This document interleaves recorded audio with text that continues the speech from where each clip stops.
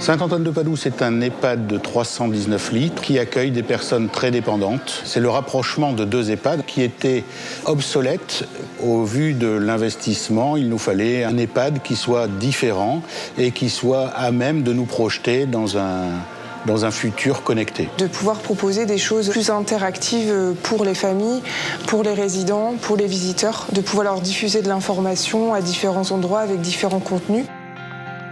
Monsieur Maillard avait une vision très novatrice de son établissement et souhaitait vraiment en faire une référence. Dans un premier temps, on cherchait une solution télé qui nous permette de communiquer au-delà des chaînes TNT.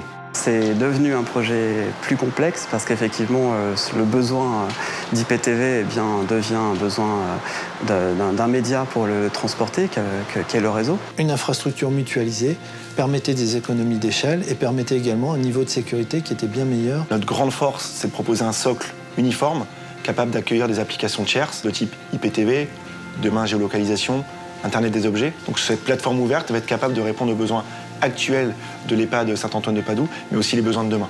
À travers ces outils, on peut imaginer améliorer un peu le lien social entre les résidents et leurs familles, les résidents et le personnel. Le personnel est très preneur de ce genre de choses parce que c'est relativement intuitif. On a essayé d'autonomiser au maximum l'animatrice qui, elle, rentre dans une application web ses animations, son calendrier d'animation. Les menus, pareil.